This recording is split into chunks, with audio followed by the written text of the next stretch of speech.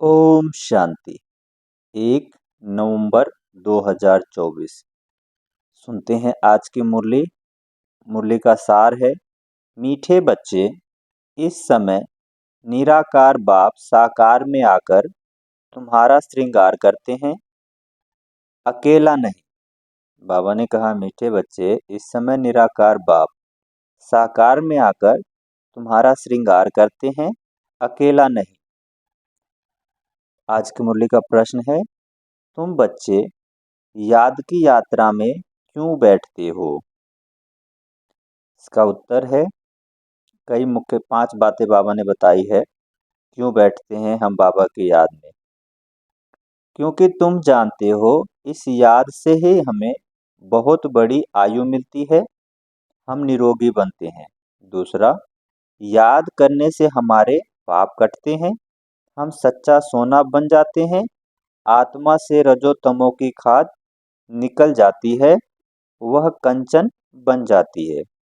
तीसरा, याद से ही तुम पावन दुनिया के मालिक बन जाएंगे। चौथा, तुम्हारा श्रृंगार होगा। पांचवा, तुम बहुत धनवान बन जाएंगे। यह याद ही तुम्हें पद्मा पदम भाग्यशाली बनाती है। ओम शांति। रूहानी बच्चों को रूहानी बाप समझा रहे हैं, यहाँ बैठ तुम क्या करते हो?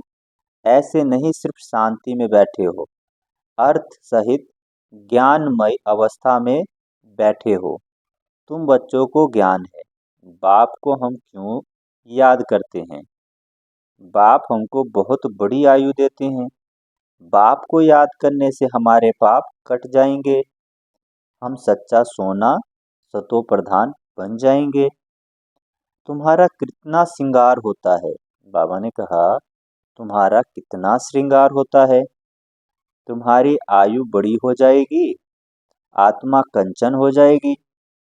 अब आत्मा में खाद पड़ी है, याद की यात्रा से वह खाद जो रजो तमो की पड़ी है वह सब निकल जाएगी। इतना तुमको फायदा होता है, फिर आयु बड़ी हो जाएगी, तुम स्वर्ग के निवासी बन जाएंगे और बहुत धनवान बनेंगे। तुम पद्मा पदम भाग्यशाली बन जाएंगे। इसलिए बाप कहते हैं, मन मना भव मामेकम याद करो। कोई देहधारी के लिए नहीं कहते, बाप को तो शरीर है नहीं। तुम्हारी आत्मा भी निराकार थी। बाबा ने कहा, तुम्हारी आत्मा भी निराकार थी, पुनः जन्म लेते आते आते पारस बुद्धि से पत्थर बुद्धि बन गई है, अब फिर कंचन बनना है। अभी तुम पवित्र बन रहे हो, पानी के स्नान से तो जन्म जन्मांतर किए। बाबा ने कहा, पानी के स्नान तो जन्म जन्मांतर किए, समझा हम इससे पावन बनेंगे। परंतु पावन बनने, बाबा ने कहा, पावन बनने बदले और ही पतित बन नुकसान में पड़े हो, क्योंकि यह है ही झूठी माया, झूठ बोलने के संस्कार है सबके। बाबा ने कहा, क्योंकि यह है ही झूठी माया, झूठ बोलने के संस्कार सबके हैं। बाप कहते हैं, मैं तुमको पावन बनाकर जाता हूँ, फिर तुमको पतित कौन बनाता है? बाबा ने कहा, तुमको पतित कौन बनाता है? अभी तुम फील करते हो ना। बाबा ने कहा, अभी तुम महसूस करते हो। कितना गंगा स्नान करते आए, परंतु पावन तो बने ही नहीं। पावन बनकर तो पावन दुनिया में जाना पड़े।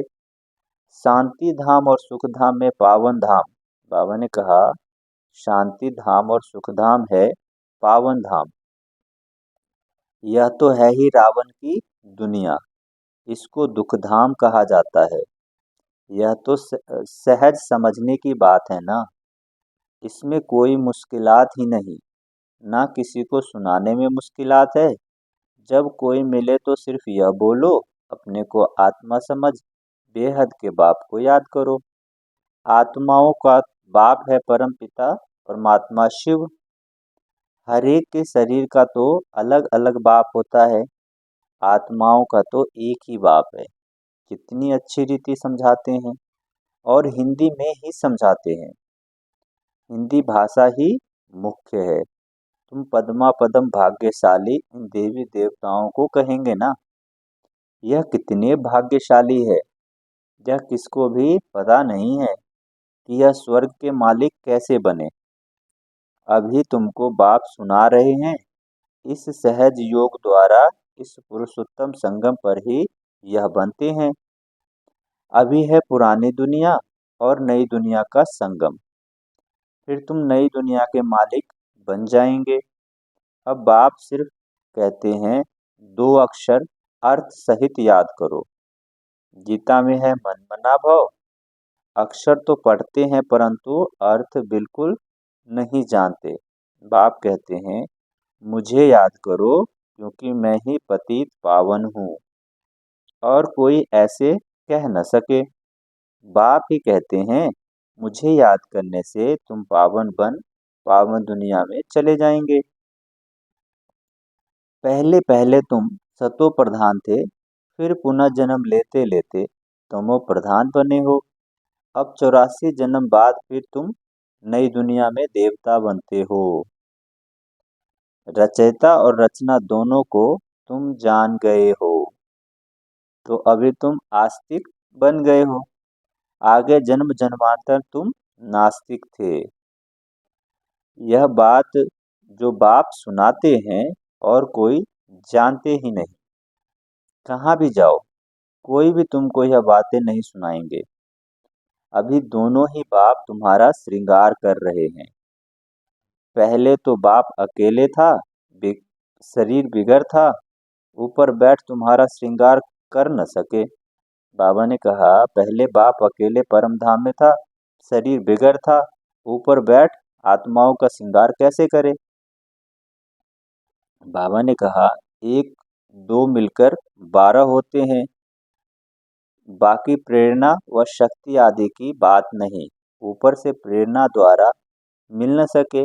बाबा ने कहा, कुछ भी ऊपर से प्रेरणा द्वारा मिल न सके। निराकार जब साकार शरीर का आधार लेता है तब तुम्हारा श्रृंगार करते हैं। अर्थात बाबा परम धाम से जब साकार ब्रह्मा में आते हैं तब हम सब आत्माओं का ज्ञान से श्रृंगार करते हैं। समझते भी हैं। बाबा हमको सुख धाम में ले जाते हैं ड्रामा के प्लान अनुसार। बाबा बंधाईमान है, उनकी ड्यूटी मिली हुई है। हर 5000 वर्ष बाद आते हैं तुम बच्चों के लिए। इस योग बल से तुम कितने कंचन बनते हो। आत्मा और काया दोनों कंचन बनती है, फिर छीछी बनते हो। अभी तुम साक्षात्कार करते हो। इस पुरुषार्थ से हम ऐसा श्रृंगारा हुआ बनेंगे। अर्थात अभी बाबा के बच्चे साक्षात्कार करते हैं कि हम इन लक्ष्मी नारायण जैसे श्रृंगारे हुए बनेंगे। वहाँ क्रिमिनल आई होती नहीं तो भी अंग सब ढके हुए होते हैं। यहाँ तो देखो छी बातें रावण राज्य में सीखते हैं। इन लक्ष्मी नारायण को देखो, ड्रेस आदि कितनी अच्छी है। यहाँ सब है देह अभिमानी। उन्हों की उन्हों को देह अभिमानी नहीं कहेंगे, उन्हों की नेचुरल ब्यूटी है। बाप तुमको ऐसा नेचुरल ब्यूटी बनाते हैं।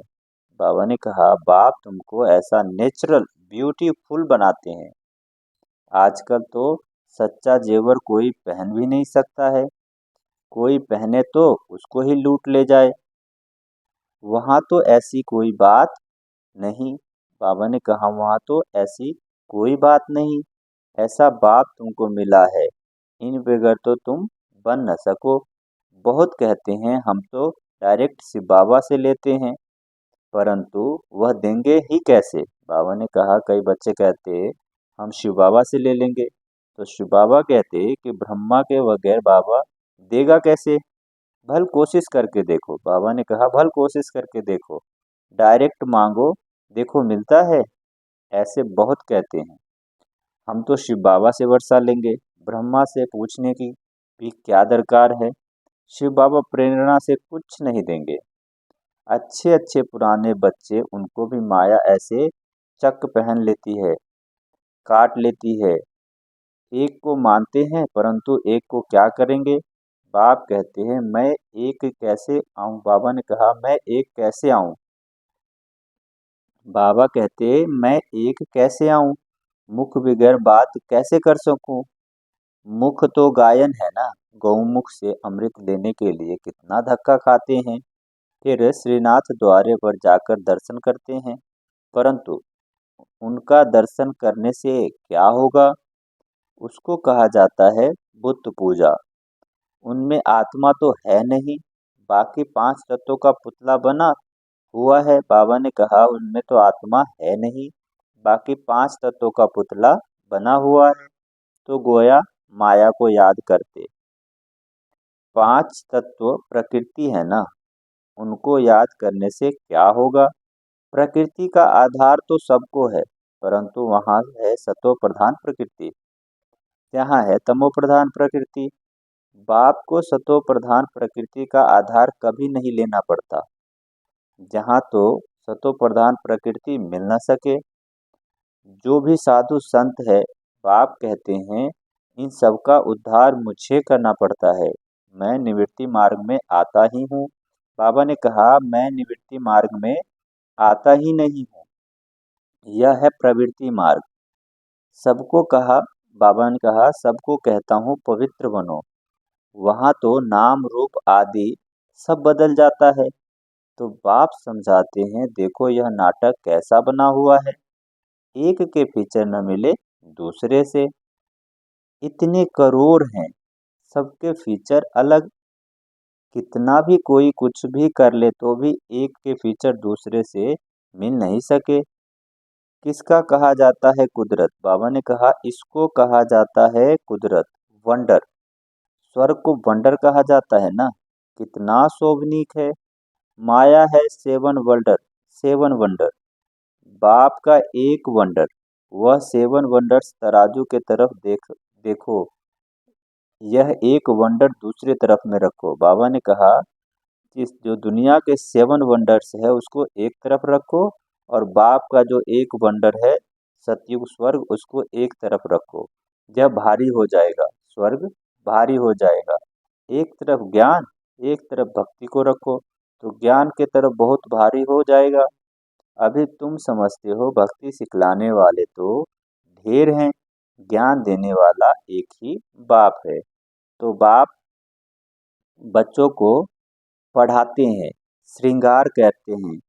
बाप कहते हैं पवित्र बनो, तो कहते नहीं हम तो छीछी बनेंगे। गरुड़ पुराण में भी विषय वैतरणी नदी दिखाई है ना। बिच्छू टिंडन सर्प आदि सब एक दो को काटते हैं। बाप कहते हैं तुम कितने निधन के बने हो। तुम बच्चों को ही बाप समझाते हैं। बाहर में कोई को ऐसा सीधा कहोगे तो बिगड़ जाए। अच्छा, मीठे मीठे सिकी लदे बच्चों प्रति माता पिता बाप दादा का याद प्यार और गुड मॉर्निंग। रूहानी बाप की रूहानी बच्चों को नमस्ते। हम रूहानी बच्चों की रूहानी माता पिता बाप दादा को याद प्यार गुड मॉर्निंग और नमस्ते। सुनते हैं धारणा के लिए मुख्य सार। पहला है स्वयं को संगम युगी निवासी समझकर चलना है। बाबा ने कहा स्वयं को संगम युग निवासी समझकर चलना है। पुराने संबंधों को देखते हुए भी नहीं देखना है। बुद्धि में रहे हम अकेले आए थे, अकेले जाना है। धारणा के लिए दूसरा पॉइंट है आत्मा और शरीर दोनों को कंचन पवित्र बनाने के लिए ज्ञान के तीसरे नेत्र से देखने का अभ्यास करना है। क्रिमिनल दृष्टि खत्म करनी है। ज्ञान और योग से अपना श्रृंगार करना है। सुनते हैं आज के मुरली का वरदान। बाबा ने कहा मन बना भव हो, अलौकिक विधि से मनोरंजन करने वाले बाप समान भव। मन बना भव हो, अलौकिक विधि से मनोरंजन मनाने वाले बाप समान भव। संगम युग पर यादगार मनाना अर्थात बाप समान बनना, यह संगम युग के सुहेज है। खूब मनाओ, लेकिन बाप से मिलन मनाते हुए मनाओ।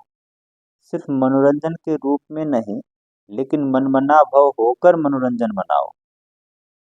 अलौकिक विधि से अलौकिकता का मनोरंजन अविनाशी हो जाता है। संगम युगी दीपावली की विधि, पुराना खाता खत्म करना, हर संकल्प हर घड़ी अर्थात अलौकिक हो।